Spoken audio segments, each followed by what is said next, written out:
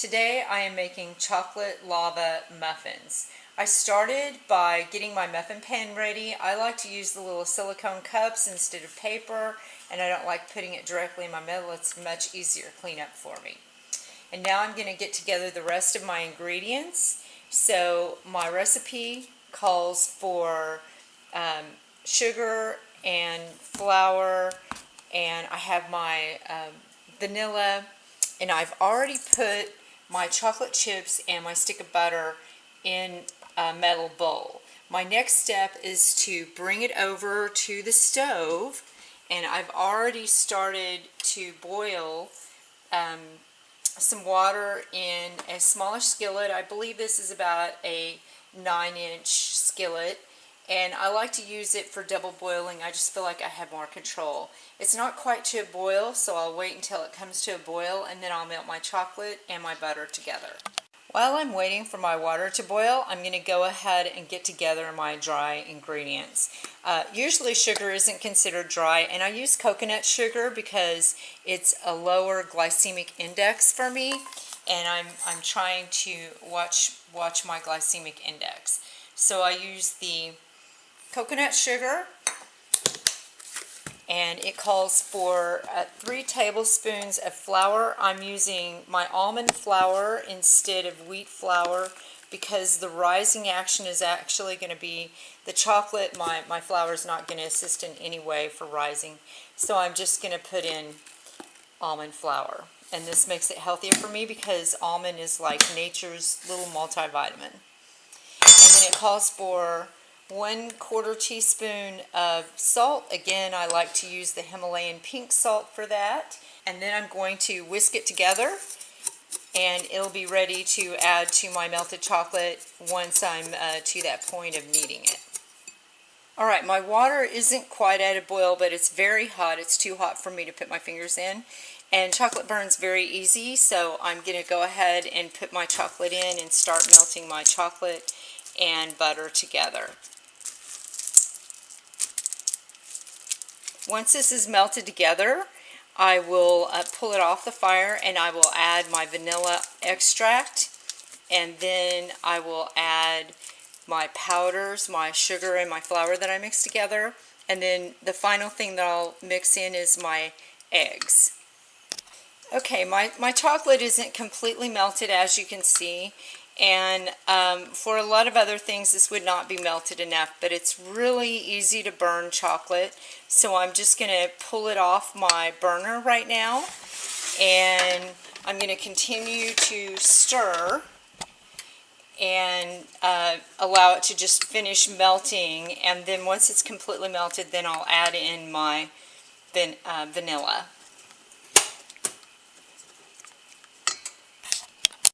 Okay, my chocolate is completely melted, even though I took it off the fire, and it was still pretty chunky when I took it off the fire. So now I add my vanilla, and I use real vanilla extract. I did find that there's a definite difference in taste between the vanillin, which I'm not really sure what that is, but it's not real vanilla, and real vanilla extract. And I like to go with organic, whatever I can afford to go with organic. And so I happen to have organic vanilla extract. So I mixed in my vanilla extract, and now I'm going to mix in my dry ingredients.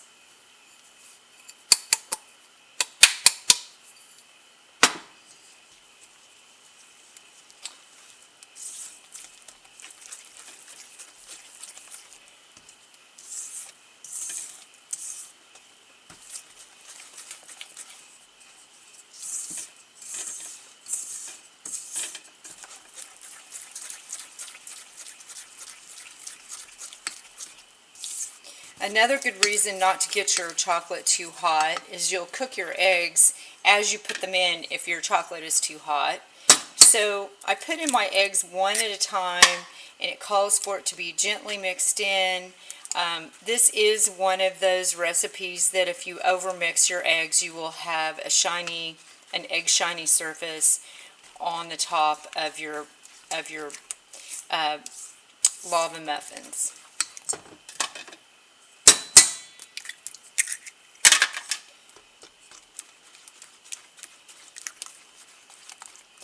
And of course we get the free-range eggs and non-GMO.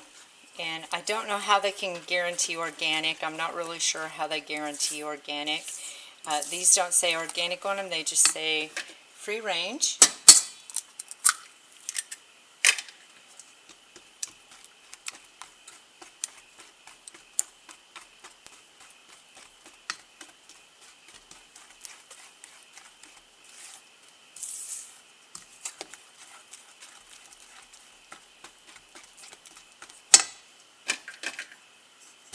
So it did call for 4 eggs. So in the end, this is actually going to be a pretty nutritious dessert because I went with the coconut sugar.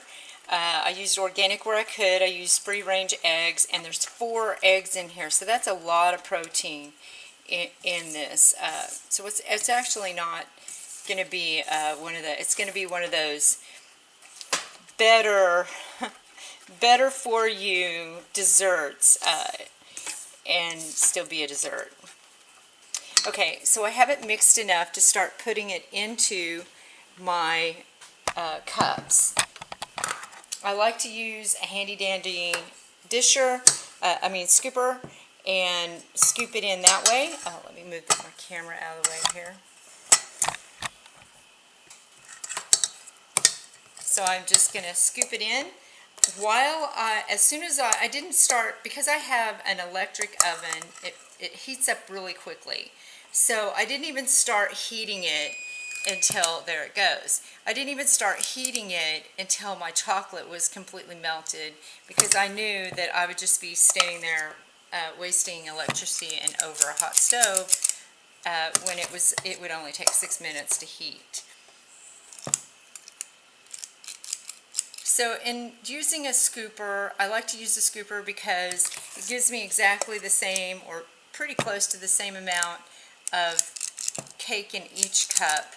And so I don't have some cups that hardly have any and some that have a lot. They're all going to, whoops, got a little sloppy there.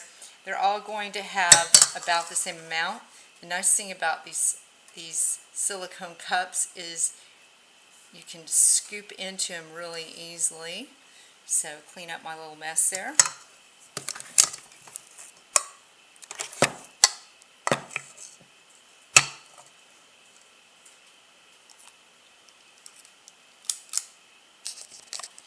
Okay, I've dished all of my muffin material into the cups. My oven is ready to go, so I'm going to bake them. The recipe calls for about 10 to 11 minutes. I usually go right at 12 minutes. And there you have it. Chocolate lava muffins, all gushy in the middle and cakey around the outside. Hot and delicious.